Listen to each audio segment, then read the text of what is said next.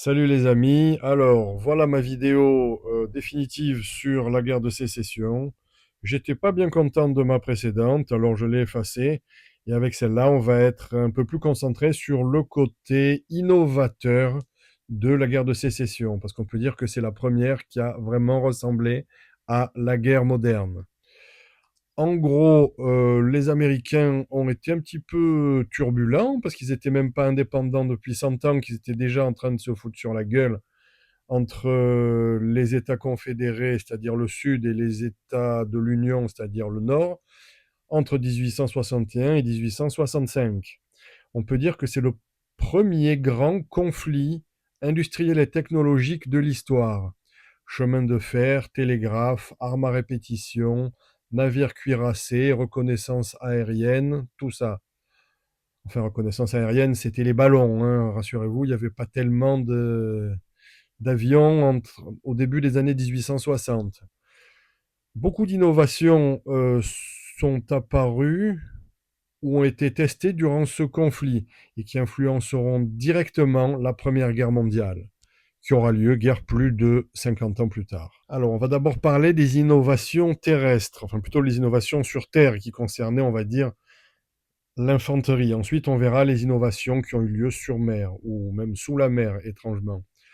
Alors, d'abord, les fusils. Il faut savoir qu'au début de la guerre de sécession, il y a beaucoup d'unités qui étaient équipées encore de fusils à silex, avec lesquels ils ont pu vraiment tirer peut-être, si le gars était très bon, peut-être 3 fois par minute. Ben, tout ça, ça a été bien fini très vite. Et la grosse innovation dans les fusils, même encore les fusils qui se chargeaient par la gueule, ça a été les rayures dans le canon. Et les rayures dans le canon, ça a donné de la précision jusqu'à plusieurs centaines de mètres, ce qui changeait absolument tout et qui rendait les charges de masse complètement suicidaires. La deuxième innovation, ça a été la balle Minier. Alors ça s'écrit M-I-N-I-E. C'est possible que ce soit une innovation française, je n'ai pas bien réussi à trouver. Les modèles exploitant ces deux innovations, c'est-à-dire canon rayé et balles manufacturées, donc hein, c'était ou non, pas encore les balles manufacturées, mais les balles coniques, c'est-à-dire un peu en forme d'ogive comme on connaît maintenant. C'était bon, ben, le Springfield 1861 et le Enfield 1854 pour le Sud. Ça a, tout ça a marqué le début de la guerre de position. Deuxième innovation importante, les armes à répétition. Alors, à la place des fusils à silex ou même à percussion, mais qu'on chargeait par la gueule, on a eu le Springfield Repeating Rifle 1860 Nord et surtout le fameux fusil Henry qui je crois tirait un calibre spécifique, c'est-à-dire le 44 Henry à une époque en tout cas. Et là on avait pour le Spencer un magasin tubulaire dans la crosse et pour le Henry qui est complètement le précurseur de la Winchester, qui atteindra son apogée, la Winchester en 1873, la fameuse Winchester 73. Bon, alors, pour le Henry, le magasin était sous le canon. Donc, il y avait des magasins qui pouvaient aller jusqu'à 16 coups. Donc, le gars pouvait tirer 16 coups sans recharger. C'est mieux que 2-3 fois par minute. Et bien sûr, cadence de feu plus soutenue, avantage décisif pour la cavalerie et bien sûr les unités nordistes, parce qu'il faut voir que l'industrie était complètement du côté du nord. On pourrait dire d'une certaine manière que l'innovation était du côté du sud, qui était obligé de se débrouiller avec moins de moyens, mais l'effort industriel a été concrètement fourni par le nord. C'est grâce à ça qu'ils ont gagné. D'ailleurs, l'apparition vraiment du feu automatique soutenu vient de ces armes. Troisième chose, les mitrailleuses. Et oui, les mitrailleuses primitives. Alors, le fameux Gatling gun à canon rotatif, Alors, ça tirait jusqu'à 200 coups à la minute, ce qui était monstrueux pour l'époque.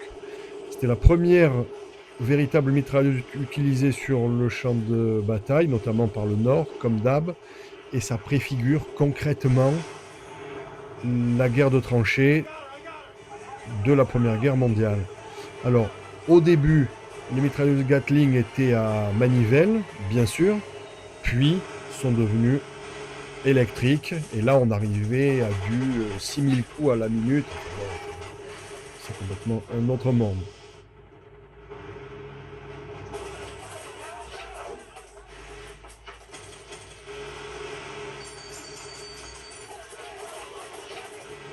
Quatrièmement, l'artillerie. Et oui, l'artillerie modernisée, les mêmes innovations, c'est-à-dire canons rayés, obus spéciaux à la place de juste boulets, sont apparues notamment sur les canons Parrott, les 3-inch Ordnance Rifle et le canon Napoléon. Ils appellent ça Napoléon 12 Pounder, probablement 12 inches, ce qui devait être plus une forme de gros mortier que vraiment un canon.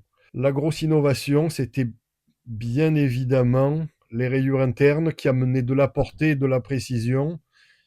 Et forcément, on a utilisé plus d'obus explosifs, donc plus de dévastation dans le camp ennemi. La conséquence a été la destruction plus efficace de fortifications et bien évidemment l'apparition de batailles d'artillerie à longue distance. Cinquièmement, le télégraphe militaire. Et oui, la communication. Alors, il y a eu, pour ce qui concerne le Nord, le US Military Telegraph Corps, et les gars étaient complètement en train de tirer des câbles entre les endroits où c'était à peu près clean et où il y avait les généraux et les officiers supérieurs qui décidaient de la stratégie, et le champ de bataille.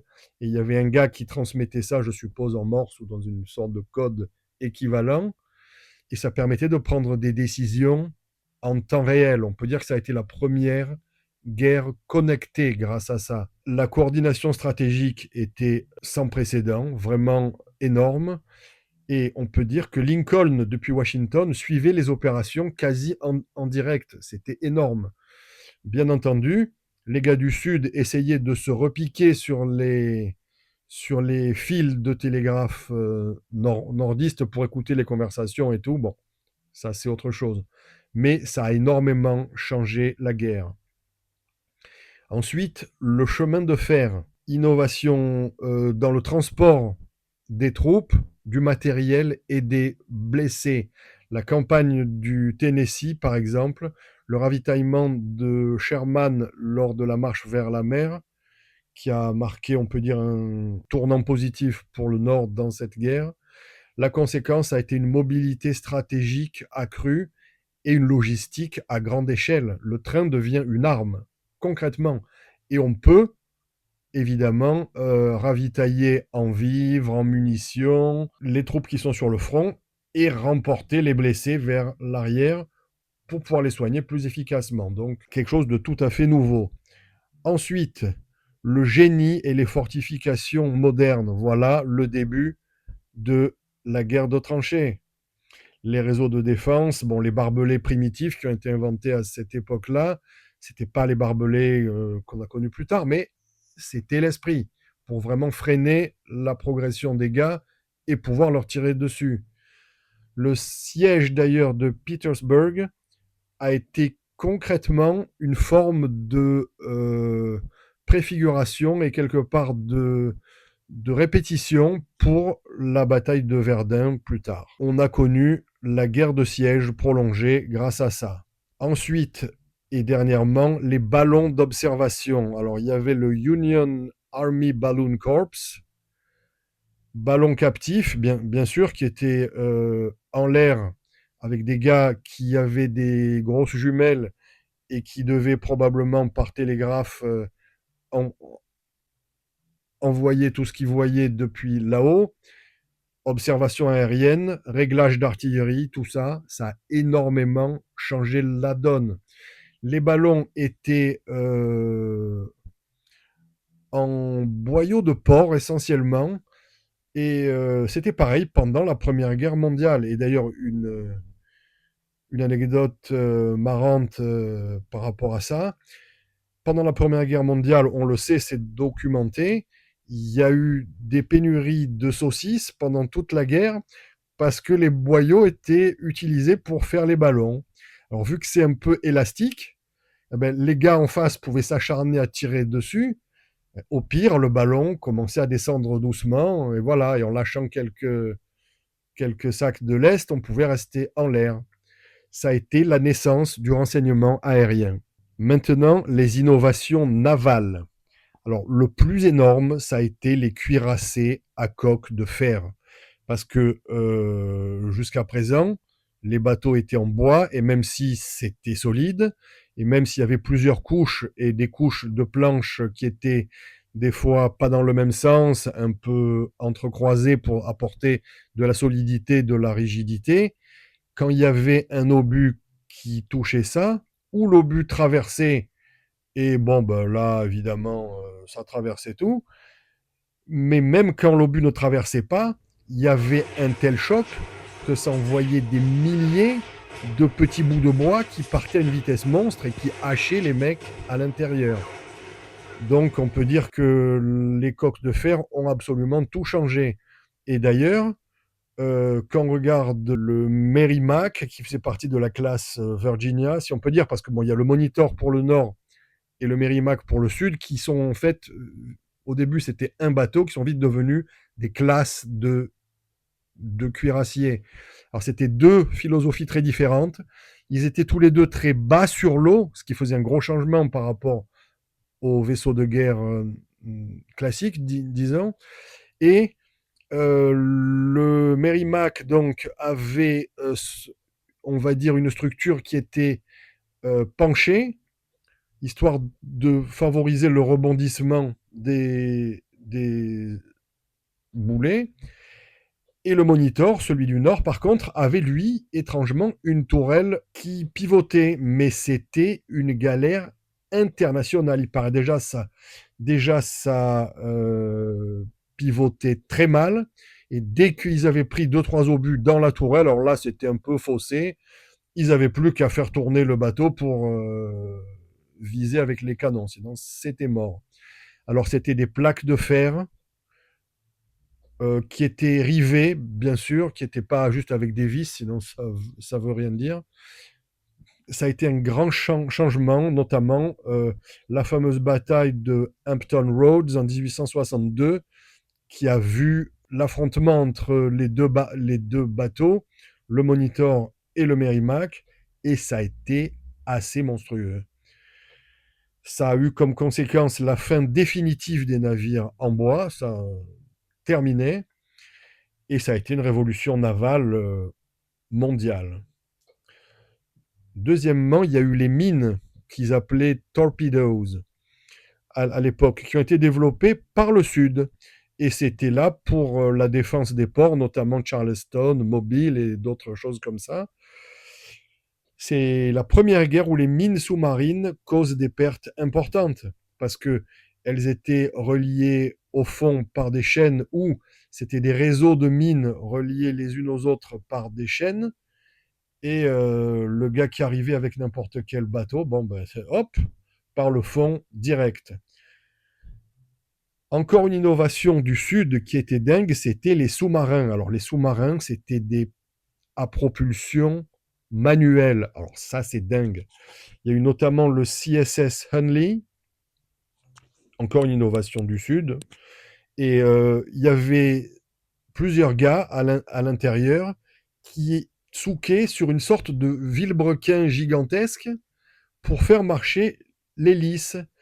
Et il y avait une torpille au bout, à l'avant du sous-marin, mais qui était au bout d'une perche de plusieurs mètres, voire même des fois genre une quinzaine de mètres, enfin, pour que le sous-marin ne morfle pas trop de l'explosion de la torpille. En 1864, le Sud a coulé l'USS Housatonic, et ça a été la première attaque sous-marine réussie de l'histoire. Et ça a marqué le début de la guerre sous-marine. dans les années 1860. C'est assez impressionnant. Il faut voir que pour arriver à des sous-marins qui tenaient à peu près la route, ils ont perdu énormément de mecs pendant les essais, la mise au point et tout ça, parce que bon, quand ça commençait à couler, ben, ou alors que les hélices, ça marchait pas forcément fort, les mecs agitaient le vilebrequin, ça faisait tourner le sous-marin autour de l'hélice, enfin, pareil que ça a été terrible à mettre au point, mais ensuite ça a été efficace. Quatrièmement, et dernièrement pour ce chapitre, les navires à vapeur et à hélice. Alors, abandon progressif de la voile et propulsion à vapeur. Alors, à vapeur, oui, mais de plus en plus à hélice, parce que les bateaux à aube, ça avait paraît-il, une excellente motricité, mais c'était pas très très efficace, et surtout, un obus pouvait foutre tout ça en l'air très rapidement, et après, on perdait toute manœuvrabilité. Donc, l'hélice s'est imposée. Par exemple, les flottes fluviales de l'Union sur le Mississippi, les fameux gunboats, qui étaient un peu avec un côté un peu ventru comme ça, très spécial. Eh ben, ça a été d'une efficacité dingue. Première guerre fluviale mécanisée. Troisièmement, ça a été les aspects logistiques et industriels. Et ça, je pense que c'est ça qui a fait la vraie différence en faveur du Nord. Alors, l'industrie et la standardisation, fabrication en série d'armes et de munitions, notamment au Nord, évidemment, dont on a dit qu'ils avaient un gros avantage industriel. Leur avantage industriel était même massif et a préfiguré, a annoncé la guerre industrielle du XXe siècle. Deuxième chose, les ambulances et le service de santé organisés.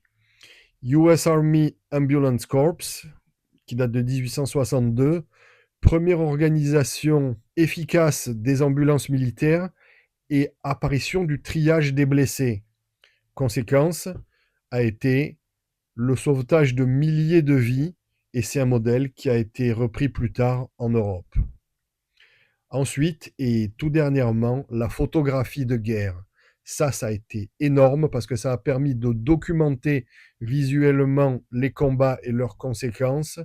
Ça a été la première guerre médiatisée et l'opinion publique voyait concrètement ce qui se passait sur le champ de bataille. Ça a été bien sûr plus du côté du nord que du sud, mais bien évidemment, chacun, lors d'une bataille ou d'une embuscade ou d'une échauffourée, piquait le matériel des autres, et bien sûr, on a aussi des photos qui viennent du sud, mais énormément moins que du nord. Bien. Alors, petite synthèse, les innovations majeures et leur impact durable. Pour l'infanterie, ça a été le fusil à canon rayé et la balle minier. Donc, l'impact a été la fin des charges durables. Le feu automatique avec notamment la Gatling et la Spencer aussi. Naissance du tir de suppression. Les innovations de commandement, par exemple télégraphe, chemin de fer, ont donné la centralisation et la rapidité stratégique. L'observation par rapport au ballon aérostatique a donné la naissance du renseignement aérien. Dans la marine, les cuirassés et les sous-marins ont vraiment donné la fin de la flotte à voile et le début de la flotte moderne. Et la logistique, en ce qui concerne l'industrie et la standardisation, voit la naissance de la guerre totale et, pour ainsi dire, de la guerre moderne. En conclusion, on peut dire que la guerre de sécession fut vraiment un laboratoire de la guerre moderne. Entre 1861 et 1865, on voit émerger presque toutes les innovations qui domineront le XXe siècle. Feu automatique, blindage, communication instantanée, reconnaissance aérienne, guerre sous-marine, mobilisation industrielle. C'est la première guerre technique, entre guillemets, qui annonce celle du monde contemporain.